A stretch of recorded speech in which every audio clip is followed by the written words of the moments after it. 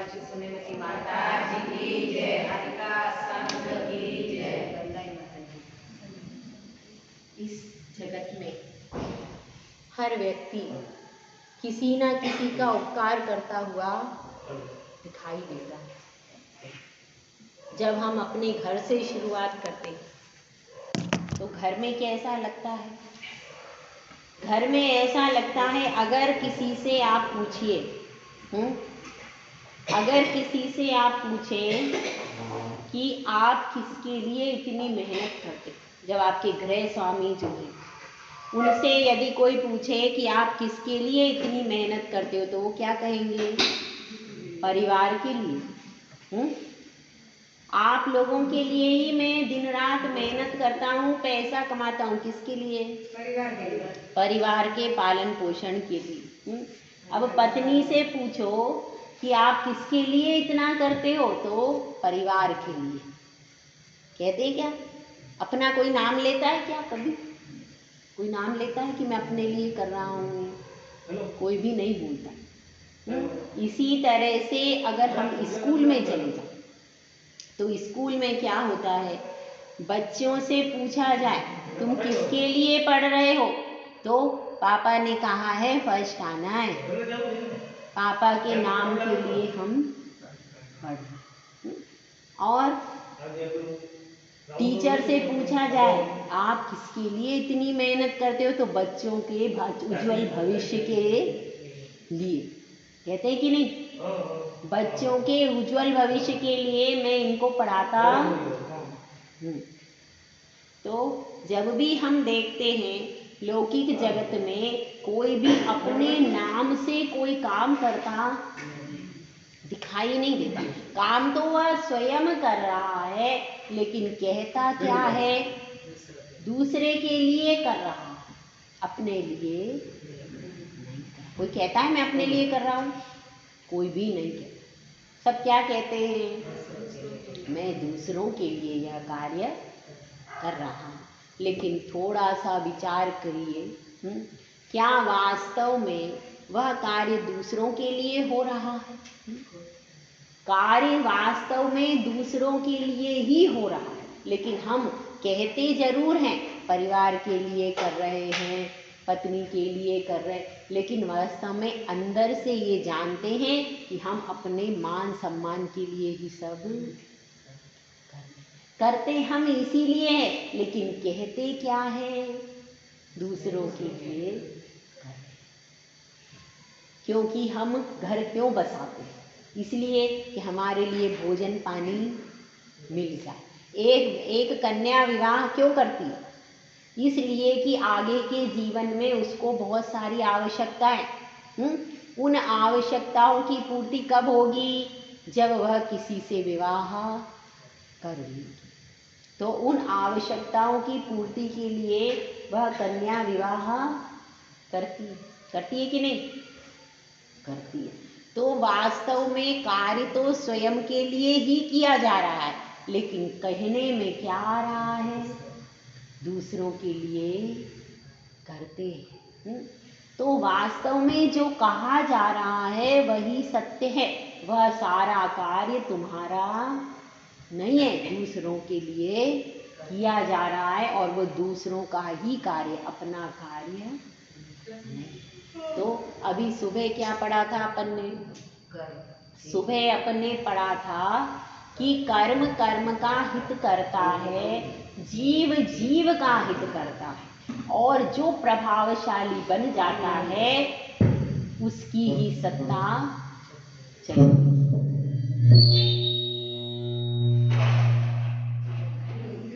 एक जमाना था,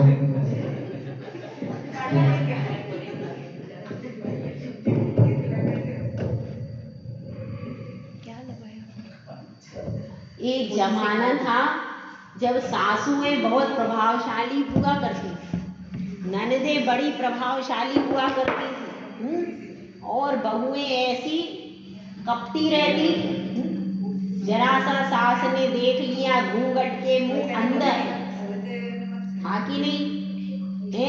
एक वो जमाना था जिसमें बहुएं, अब क्या जमाना है? अब सासें भयभीत रहती बहुएं शेरनी बन गई। जमाना यही, जमाना आगे आने वाला ऐसा ही आने वाला, क्योंकि सब बहुएं अनपढ़, कोई अनपढ़ बहू तो मिलने वाली है ही नहीं। सब डॉक्टर इंजीनियर बहुएं मिलेंगी, और वो बहुएं फिर कभी नीची नजर घूंघट काट के तो आगे उल्टा जमाना आने वाला, क्योंकि सब पढ़ लिख गई है, सर्विस कर रही है, अपना कमा रही है, और घर में ले करके तो वो दबेंगी क्या? अब नहीं दबेंगी। तो बात यह चल रही है कि जिसके पास प्रभाव होता है वह कैसा बन जाता है? राजा। तो अब अपनी बात यहाँ पर चल रही है कि जीव जीव का हित करता है, कर्म कर्म का हित करता है। हित तो किसी ना किसी का हो ही रहा, लेकिन अब यह सब हित का कार्य हो रहा है, लेकिन अब शिष्य प्रश्न कर रहा है कि गुरुदेव अनादिकाल बीत गया, कर्म तो आ रहा है, कर्म स्वागत करता है, पिछला कर्म जो सत्ता में पड़ा हुआ है वह आने वाले कर्म का स्वागत करता है, और वह कर्म सब आ करके बनते हैं और मैं दुखी पर दुखी हो रहा हूं। तो जीव अपना हित कैसे करे, कैसे करे? क्योंकि यहाँ पर तो देख रहे हैं कि कर्म प्रभावी है और जीव कैसा है? कमजोर दिखाई दे रहा है। वास्तव में तो जीव अनंत शक्ति का धारक है, लेकिन अभी तो मुझे मेरा जीव तत्व कमजोर लग रहा है, क्योंकि कर्मों की मार बढ़ती जाती है। जरा सा कुछ हो तो तुरंत सर्दी खांसी चालू हो जाती है। घर के काम करते हैं और कोई कमर में दर्द हो रहा है, कहीं पेट में दर्द हो रहा है, ये सब क्या है? यह सब तुम्हारे कर्म है जो कि उदय में आते हैं। घर में जरा सी कोई बात आप बोल दो, क्या होगा भैया? अथ श्री महाभारत। अगर आपने कोई चीज के लिए जिद पकड़ ली, तुरंत शुरू हो जाता है। तो अपनी बात भी नहीं सुनी जाती और शरीर भी हमारी बात को अनसुना कर देता है। हम कोई काम करना चाहते हैं तो शरीर पहले से ही बैठ जाता है। ऐसी स्थिति, तो ये सब क्यों हो रहा? कि हमारा अशुभ कर्म का उदय हमसे 2 कदम आगे चलता। तो अब शिष्य पूछ रहा है गुरु से, हे गुरुदेव बताइए, कर्म प्रभावी है और कर्म मेरे ऊपर हावी है, अब मैं मेरा हित कैसे करूं? तो गुरुदेव कह रहे हैं, कौन से नंबर की कारिका है? 37 बुक नहीं लाए आप लोग? 32 नंबर 32 नंबर की कारिका, 32 नंबर की कारिका में गुरुदेव उत्तर दे रहे हैं कि किस प्रकार से अपना हित हम कर सकते। सबसे पहले बता रहे हैं, परोपकृतिमुत्सृज्य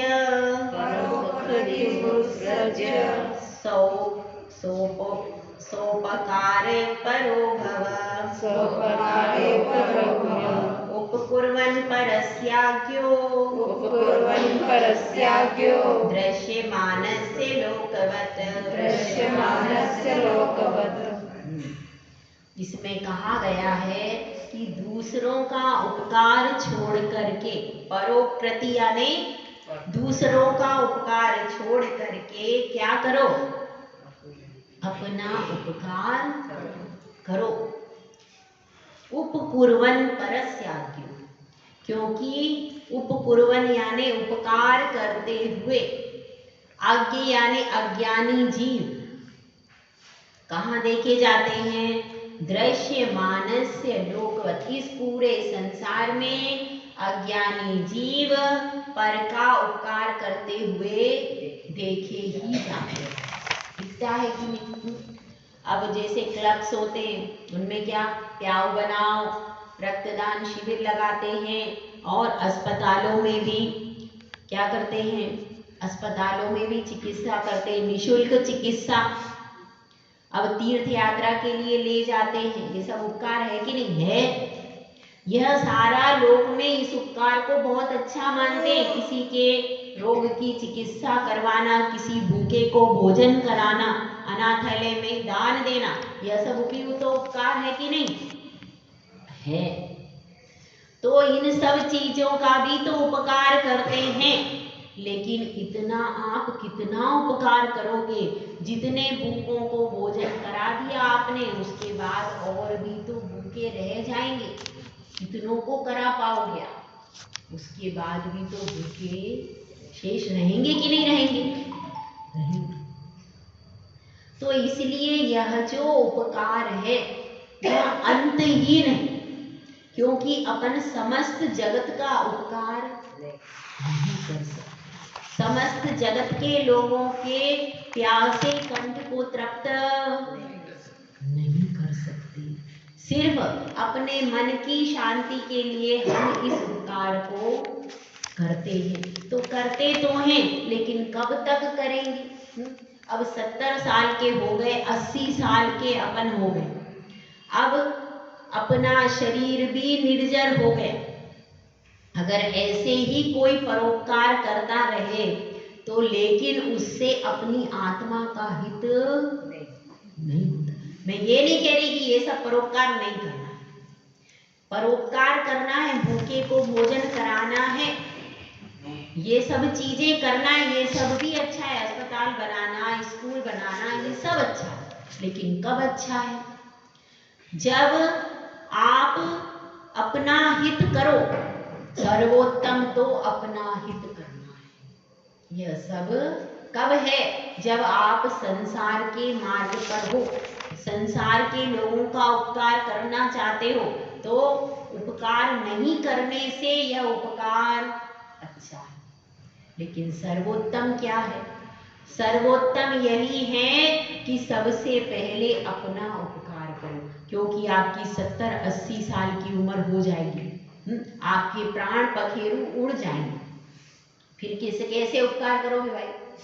क्या उपाय करोगे? फिर कैसे भी करके उपकार नहीं कर सकते। कब तक करोगे? इसलिए सर्वोत्तम यह है कि पहले अपना उपकार करो। जो कार्य आपके लिए करने योग्य है वह कार्य आपको करना चाहिए। लोक में समस्त जगत में देखे जा रहे परोपकार करने वाले, लेकिन वे अस्पताल में मर जाते हैं तड़पते हुए। तो उन्होंने पर का तो उपकार किया, लेकिन अपना क्या किया भाई? जितने भी पूरी जिंदगी लोगों के घावों पर, जख्मों पर मरहम रखी, लेकिन अंत में अस्पताल में तड़पते हुए चले गए। ऐसा होता है कि नहीं होता भैया? होता है। तो इसलिए विचार कीजिए कि वो परोपकार भी करना तो है, लेकिन उसके साथ अपने उपकार, अपने हित को भूलना नहीं है। अपना हित यदि हम एक बार, क्योंकि वह अपना काम नहीं है। अपना काम क्या है? अपनी आत्मा का हित करना अपना काम है। देखिए, छोटी सी कहानी सुनाते हैं आप लोगों को।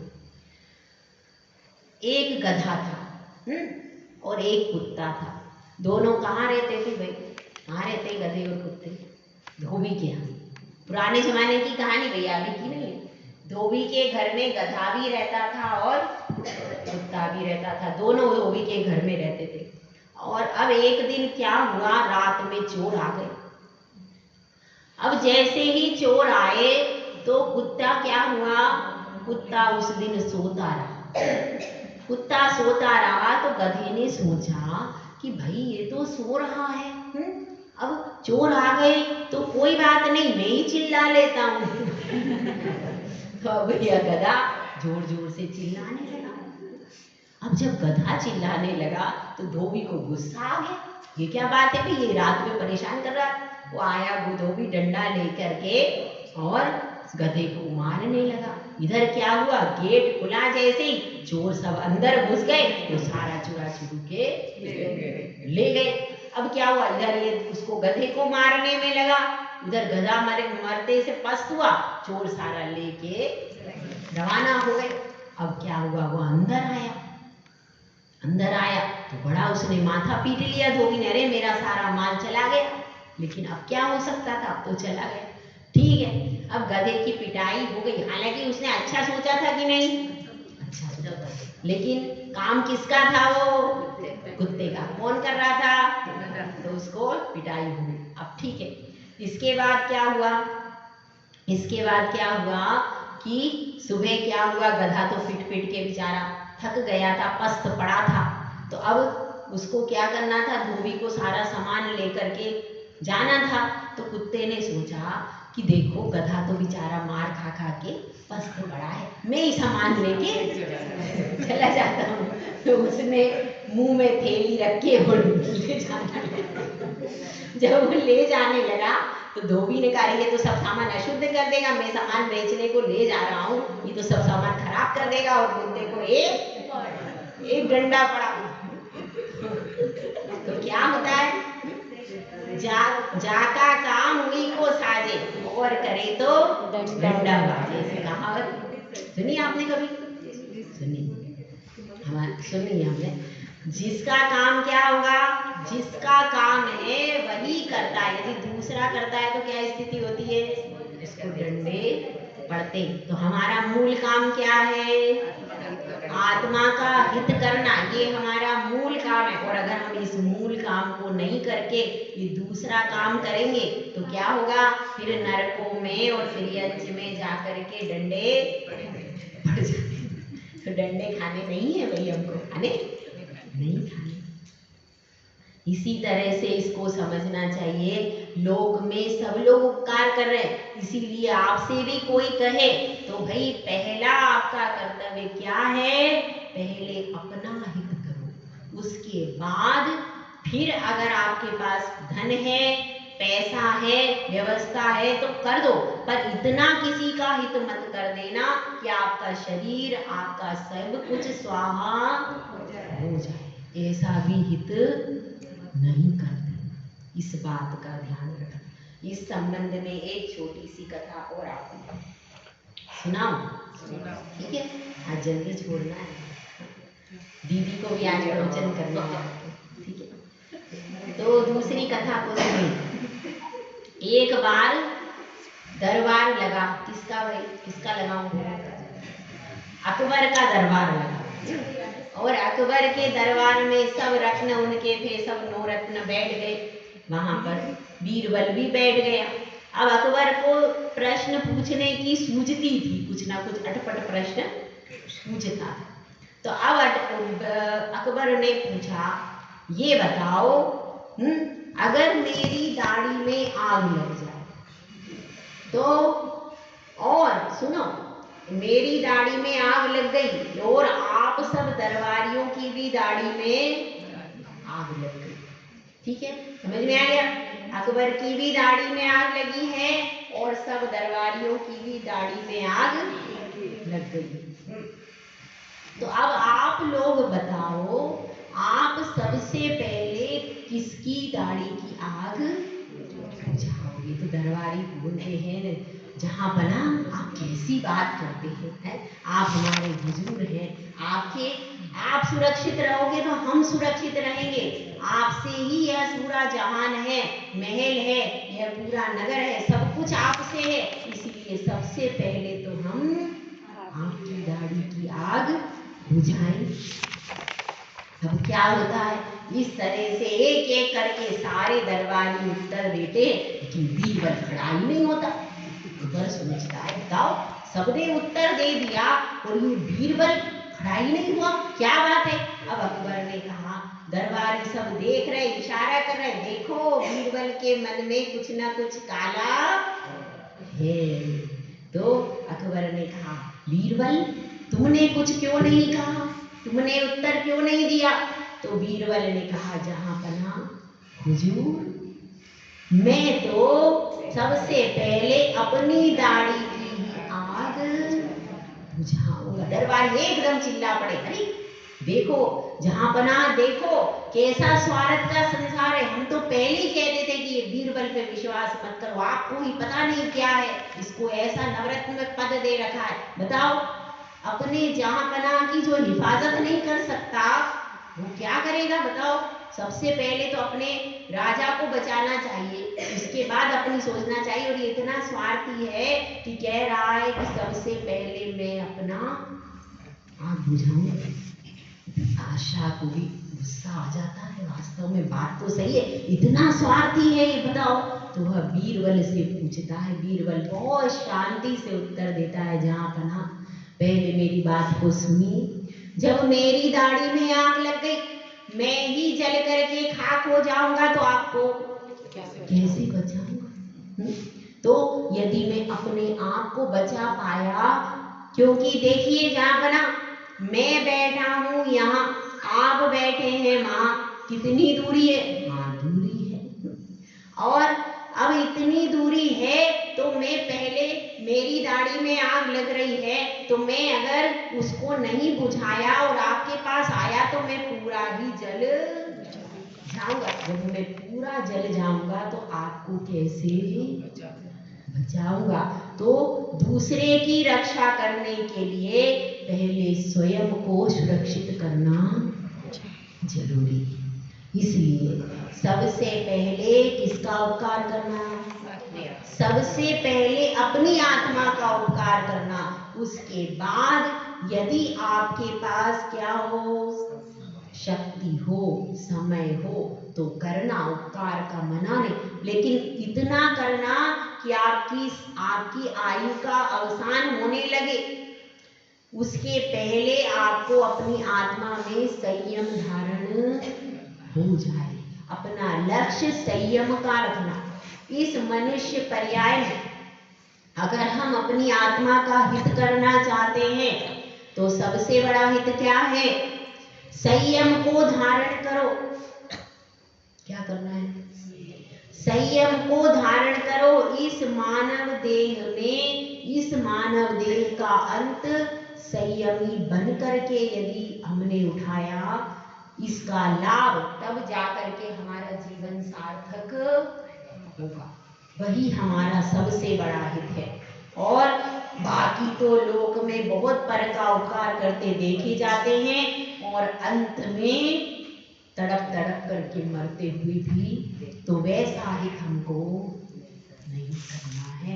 अपनी आत्मा का हित करो, अपनी आत्मा में संयम का रतन जगमगाना है, लगाना है, और उसी की चमक से हमको सबको अपनी जीवन को धन्य बनाना है। आज मकर संक्रांति है, अपने यहाँ तो वैसे इसको मनाया जाता है, आपको पता नहीं है आज के दिन का महत्व? आज के दिन का बहुत महत्व है जैनागम में।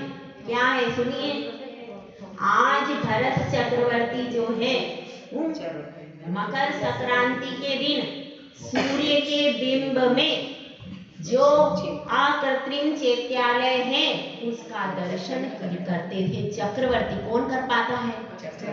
चक्रवर्ती मकर संक्रांति के दिन जब सूर्य मकर राशि में प्रवेश करता है तो चक्रवर्ती का जो महल होता है उसकी छत से सूर्य के बिंब में अकृत्रिम चैत्यालय का दर्शन होता है। तो वह वहीं से क्या करता है? जल चढ़ाता है, चंदन चढ़ाता है और पूरा अर्घ समर्पण करता है। कौन? चक्रवर्ती। तो लोगों ने क्या समझा कि देखो ये सूर्य को जल चढ़ाना चाहिए, वो सूर्य को जल नहीं चढ़ाना। चक्रवर्ती क्या करता था? वो सूर्य के बिंब में जो अनंत भगवान की पद्मासन प्रतिमा है उसमें उसको देख करके वह अष्ट द्रव्य से पूजन करता है। उसको तो दिखाई देता है, पर अन्य लोग, क्योंकि उसकी दृष्टि का विस्तार बहुत ज्यादा है, चक्रवर्ती की दृष्टि का विस्तार सबसे ज्यादा होता है, तो उसको तो दिख रहे बिंब लेकिन किसी और को नहीं। तो सब लोगों ने क्या समझा, भैया ये सूर्य देव है, इस पे जल चढ़ाओ, इसको ये पूजा करो। तो वास्तव में वह सूर्य देव की पूजा नहीं कर रहा था, किसका कर रहा था? अनंत भगवान का अकृत्रिम बिंब का करता है वो पूजा अष्टद्रव्य से, उनको नमोस्तु करता है। तो उसके नमस्कार को देख करके, जल चंदन अक्षत से पूजन को देख करके सब लोग क्या करने लगे? सूर्य को अर्घ दो, सूर्य को जल चढ़ाओ। वास्तव में किसकी पूजा है? वो सब हमारे ही धर्म की पूजा।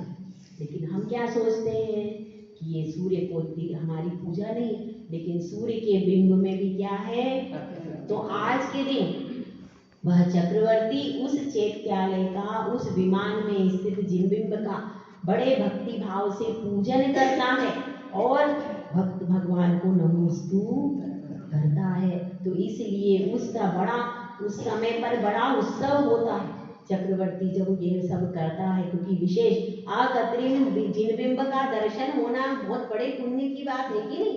आसान नहीं है होना। तो इतना बढ़िया जिनबिंब का जब दर्शन होता है तो बड़ा वो प्रसन्न होता है, बड़ा उसके हृदय में विशेष आह्लाद होता है और बड़े भक्ति भाव से वो पूजन करता है, उत्सव करता है। तो यह दिन बहुत शुभ है मकर संक्रांति का। क्यों? क्योंकि इस दिन मध्य लोक से ही हमको अकृत्रिम चैत्यालय के दर्शन होते, बैठे बैठे मध्य लोक में बैठे बैठे उसको होते हैं। तो ये बड़ी बात है कि नहीं? ऐसा होना बहुत दुर्लभ है। तो इसलिए इस मकर संक्रांति का पर्व जिनागम में माना जाता है। और तो बहुत सारी चीजें हैं, तो यह विशेष पर्व है। इस दिन ऐसे कृत्रिम चैत्यालय की दर्शन करके उन्होंने पूजन का विशेष अनुष्ठान किया था चक्रवर्ती ने। भरत चक्रवर्ती का भी प्रसंग आता है, उन्होंने भी सूर्य पर क्या कहते हैं अष्टद्रव्य से पूजन की थी और अनुष्ठान किया था और बहुत आह्लाद उत्सव मनाया था। तो इसलिए हम सब उसी की स्मृति करें कि हमारे भी जीवन में ऐसे क्षण आए कि जब हम निरंतर अरहंत भगवान के अकृत्रिम चैत्यालयों की वंदना करने का सौभाग्य कभी हमको भी प्राप्त हो। तो ऐसी भावना अपन भी सब भाएं कि जिनेंद्र भगवान को, अरहंत प्रभु को छोड़ करके और कुछ भी शरण अपने लिए नहीं है। तो आज इसलिए आज का दिन विशेष शुभ है और सूर्य पहले दूसरी राशि में था, अब मकर राशि में प्रवेश किया है और संक्रांति का अर्थ है पलटना, बदलना। तो इसलिए यहाँ पर वह मकर संक्रांति कही जाती है और अन्य लोगों में अन्य प्रकार की मान्यता है, लेकिन जिनागम के अनुसार मकर संक्रांति पर्व उसी की याद में मनाया जाता है अपना। ठीक है, समझ में आया? जय भोलेनाथ, जय सुंदर साधु महाराज की।